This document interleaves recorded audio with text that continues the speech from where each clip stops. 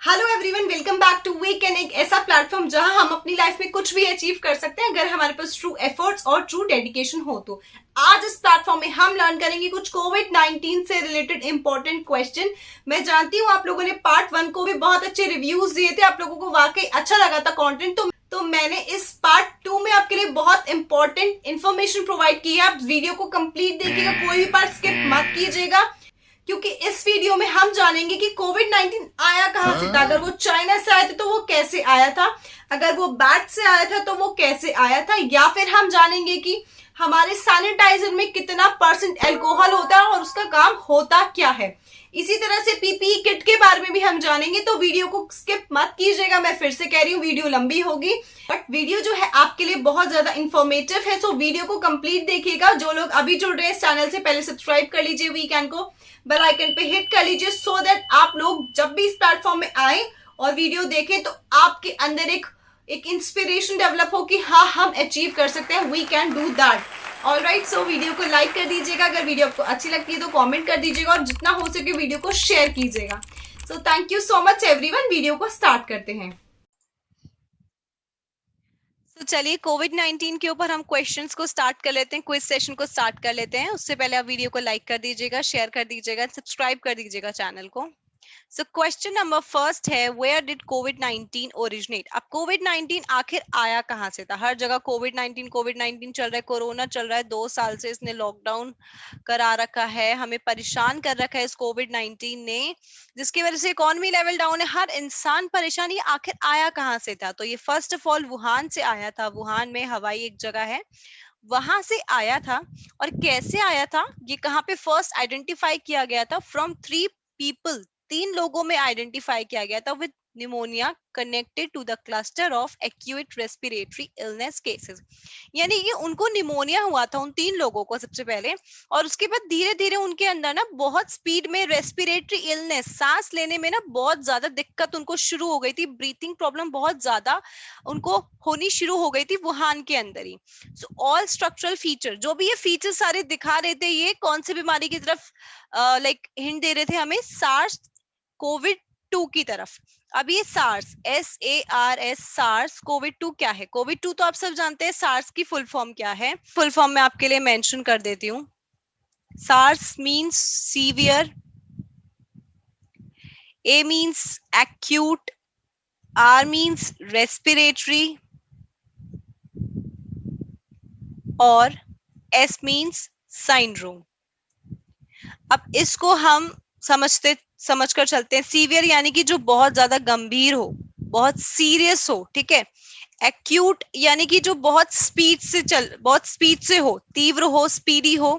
Respiratory, आपको पता है, जब जब हमें जो रेस्पिरेशन, हम जो सांस लेते हैं उसमें प्रॉब्लम हो। एंड साइंड्रोम यानी कि वो बॉडी में चेंजेस आना, बॉडी में जो चेंजेस आते हैं, किससे? इलनेस से जो चेंजेस आते हैं, बॉडी में जो चेंजेस आते हैं बीमारी से, वो चेंजेस आना। सो दैट मींस जब बहुत ज्यादा स्पीड में सांस लेने की जो प्रॉब्लम हो रही थी, उससे जो चेंजेस आ रहे थे बॉडी में, दैट इज सार्स। तो उन्होंने कहा कि जो 3 लोगों को ये निमोनिया हुआ था, ये उनके अंदर धीरे धीरे रेस्पिरेटरी इलनेस डिसीज जो है डेवलप हो गई बहुत स्पीड से। और वो सब किसकी तरफ हिंट दे रही थी? सार्स कोविड 2 की तरफ। एंड सार्स कोविड 2 क्या है, मैं आपको ऑलरेडी एक्सप्लेन कर चुकी हूँ। And particle occur in related corona virus in nature, जिसकी वजह से कोरोना वायरस जो है हमारे नेचर में, हमारे एनवायरमेंट में आना शुरू हुआ था। ठीक है, यहाँ तक की बात क्लियर हो गई। अभी इस तरह से नेक्स्ट क्वेश्चंस को और डिस्कस करते हैं। आपको भी पता चला कि कोविड-19 आया कहाँ से था। 3 लोगों से आया था, मैं दोबारा एक बार रिवाइज करा देती हूँ। 3 लोगों से आया था, उन्हें निमोनिया हुआ था। निमोनिया होने के बाद एक्यूट रेस्पिरेटरी इलनेस, यानी कि सांस लेने में उनको सांस की प्रॉब्लम बहुत ज्यादा बढ़ गई थी, बहुत सीवियर हो गई थी, बहुत ज्यादा सीरियस हो गई थी। और वो एक कौन सी बीमारी की तरफ हिंट दे रही थी आपको? सार्स कोविड 2 की तरफ। एंड सार्स कोविड 2 है, हमने अभी जस्ट समझा था। ठीक है, तो ये धीरे धीरे नेचर में फिर उसने स्प्रेड अप होना शुरू कर दिया था, और यहीं से वुहान के इन 3 लोगों से ही हमारे पूरे कंट्री में जो है कोविड-19 जो है स्प्रेड होना शुरू हो गया था। चलिए अभी नेक्स्ट क्वेश्चन को डिस्कस कर लेते हैं।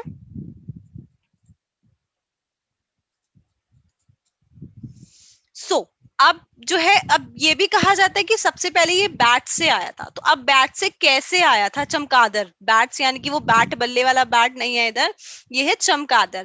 ठीक है, तो SARS COVID 2 made jumps to human at one Wuhan's open air, यानी कि ह्यूमन में अब इसने पहले तो बैट में आया, ये कहानी थी, यही सुना हमने कि बैट में आया, लेकिन उसके बाद उस बैट ने ह्यूमन में उस डिसीज को फैलाया, उसको स्प्रेड किया, राइट। तो जो सार्स कोविड 2 था वो उसने ह्यूमन में कैसे आना शुरू किया? वुहान की ओपन एयर से, यानी कि एयर में उसने स्प्रेड आउट होना शुरू कर दिया।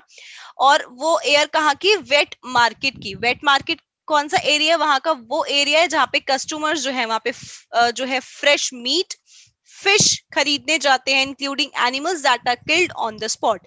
यानी कि वेट मार्केट वुहान की एक ऐसी मार्केट है जहां पर लोग क्या करते हैं, वो जो है मीट खरीदने जाते हैं, फ्रेश मीट खरीदने जाते हैं, और उस जगह पे एनिमल्स को ऑन द स्पॉट मारा भी जाता है।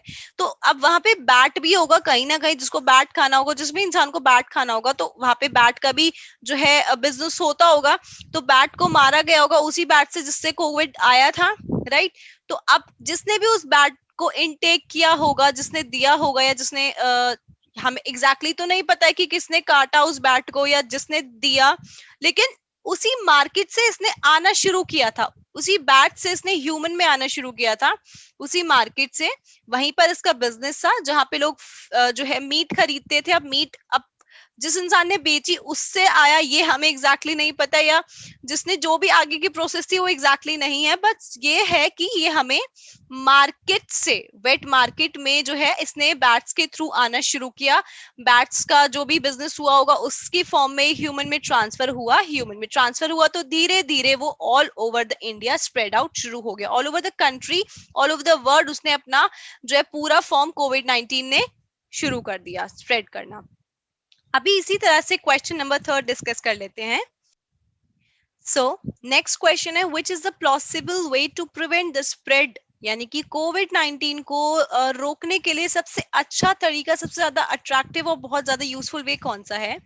तो आप जानते हैं की times to practice the social distancing. Main जो है आपको सोशल डिस्टेंसिंग रखनी है लोगों से, ठीक है।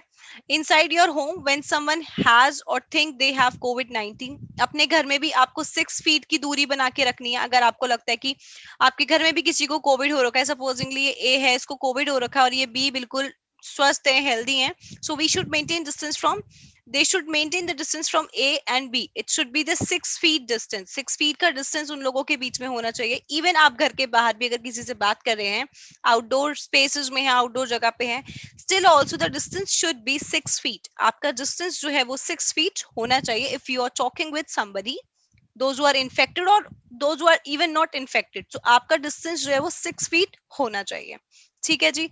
अभी आगे के क्वेश्चन डिस्कस कर लेते हैं। क्वेश्चन है आपका, what is a major complications involve in कोविड-19 पेशेंट। कोविड-19 के पेशेंट में सबसे ज्यादा कॉम्प्लिकेटेड क्या होता है? पहले तो हम इसके सिम्टम्स के बारे में बात कर लेते हैं कि जब हमें कोविड-19 होता है तो क्या सिम्टम्स होते हैं ह्यूमन बॉडी, यानी कि बुखार होता है बहुत ज्यादा और थकान महसूस होती है, वो तो ऑब्वियसली होगी, जब बुखार होगा तो इम्यूनिटी लेवल डाउन होगा। कॉन्टिन्यूस कफ, खांसी जुकाम लगातार रहता है उसमें। Loss of taste and smell, हमें जो है लाइक टेस्ट नहीं आता किसी भी चीज में, स्मेल नहीं आती है, एंड ब्रीथिंग डिफिकल्टीज। और सबसे ज्यादा प्रॉब्लम किस में होती है आपको? Breathing difficulties. आप बोल सकते हैं कि मेजर कॉम्प्लिकेशन कहाँ आता है? मेजर कॉम्प्लिकेशन आपको होता है ब्रीथिंग में, मेजर कॉम्प्लिकेशन आपको होता है ब्रीथिंग में। इसका मेन आंसर तो ब्रीथिंग होगा, बट ये आपके सिम्टम्स मैंने आपको चार्ट इसीलिए दिखाया सो दैट आपको इसके थ्रू ये चीजें भी ध्यान रहे कि हमारे ये मेन सिम्टम्स होते हैं, लेकिन मेन ब्रीथिंग प्रॉब्लम होती है।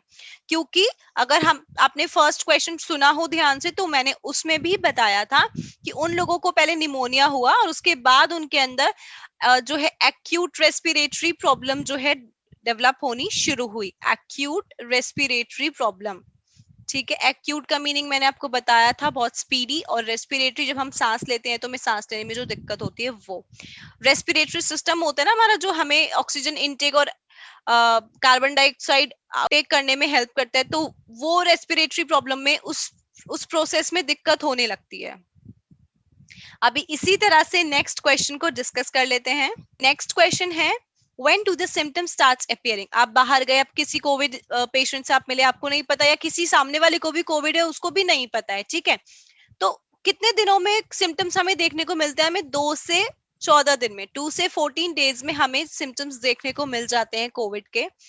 अगर आप किसी से बाहर मिले हैं जिसको कोविड था या जो भी था बीमारी, तो उसकी डिसीजेस जो है आपको 2 दिन में या हद से 14 डेज के अंदर, 2 से 14 डेज के अंदर वो आपको दिखने लग जाएगी अपने अंदर, जो भी प्रॉब्लम्स होंगी। तो उसको, उससे अपने आप को बचाने के लिए आपको क्या करना होगा? उससे आपको अपने आप को सिक्योर करने के लिए आपको अल्कोहल यूज करना होगा। दैट मीन्स अल्कोहल ये नहीं शराब यूज करनी है, that means you have to use sanitiser.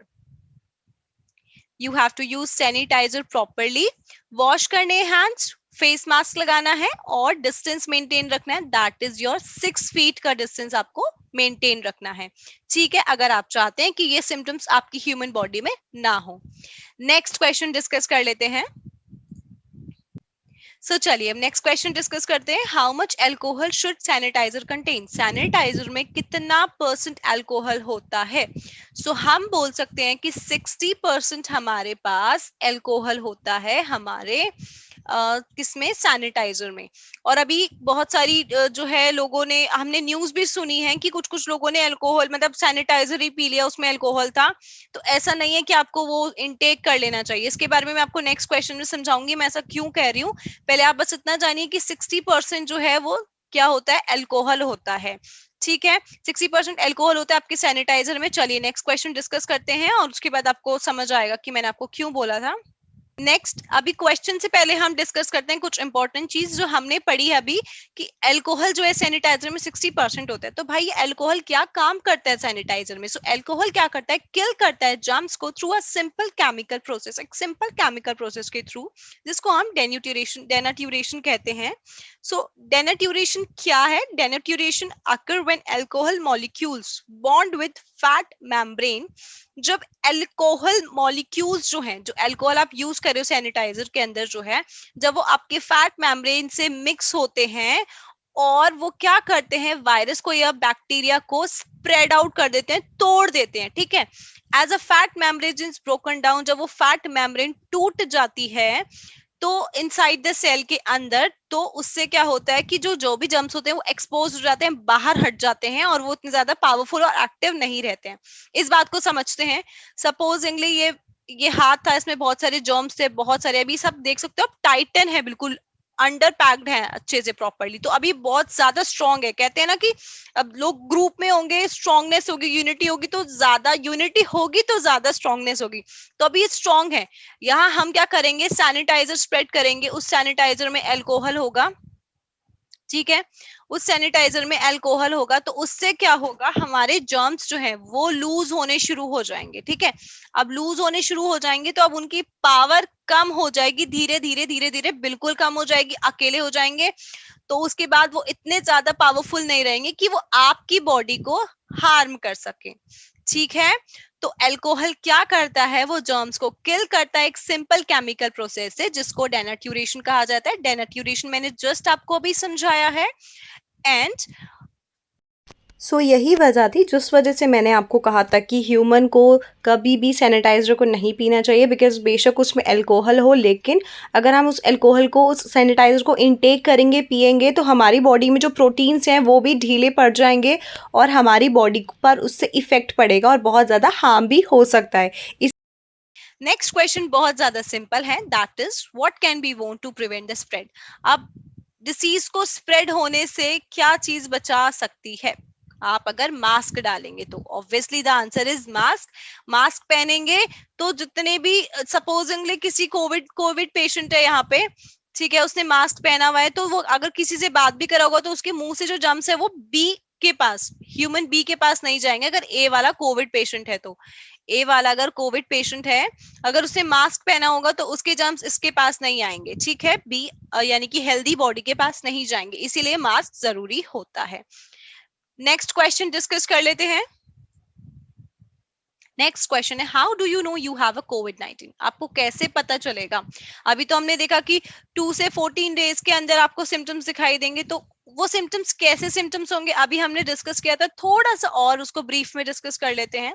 So common symptoms include in breathing problem होगी, मेन कफ, फीवर अभी हम डिस्कस करके आए हैं.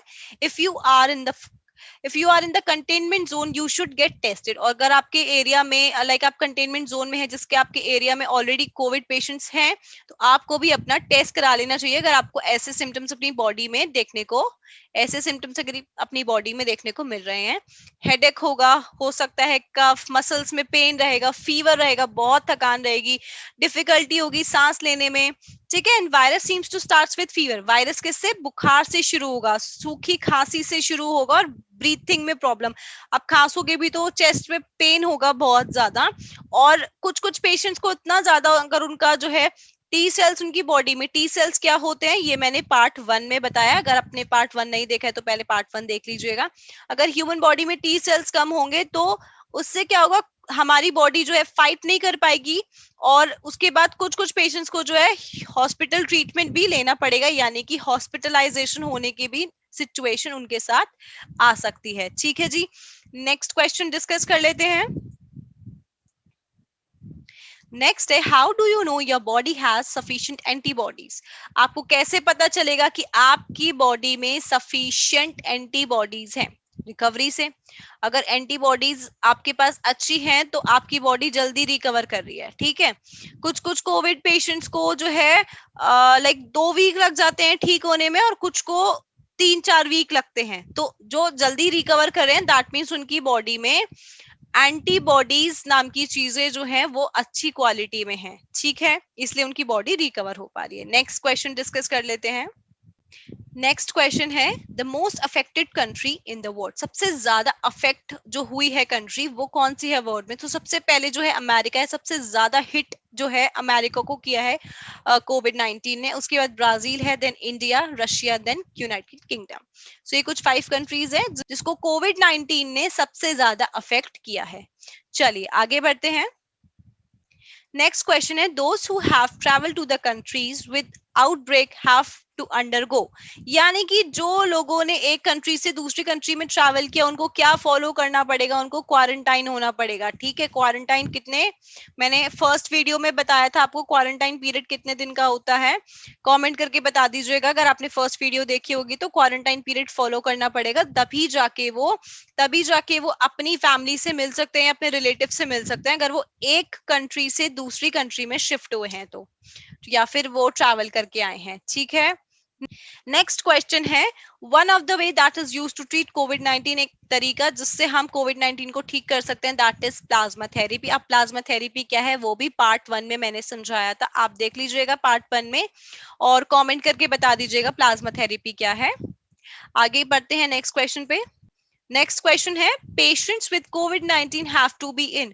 जिस पेशेंट को कोविड है उसको क्या करना है? They have to follow isolation. Isolation कितने दिन का होता है ये भी मैंने पार्ट 1 में बताया हुआ है, आप जरूर देखिएगा वीडियो, आपको अपने आप आंसर मिल जाएगा. आइसोलेशन क्या होता है और कितने दिनों का होता है वो भी आपको मिल जाएगा. So this is isolation. Part 1 देखिएगा तभी आपको क्लियर होगा. नेक्स्ट क्वेश्चन डिस्कस करते हैं. नेक्स्ट क्वेश्चन है, what does COVID stands for in COVID-19. आप सभी को पता है कि COVID का क्या फुल फॉर्म है कोविड 19 में? CO is corona, VI means virus, D means diseases. Corona virus diseases, right? Next question है, what is the source of corona virus. Source क्या है कोरोना वायरस का, कहां से आया है या किस जगह से आया है, क्या है मेन सोर्स इसका? SARS COVID 2. अभी मैंने आपको स्टार्टिंग फर्स्ट क्वेश्चन में समझाया था सार्स कोविड 2 क्या है. सो ये इसका मेन सोर्स है कोरोना वायरस का. नेक्स्ट क्वेश्चन डिस्कस करते हैं.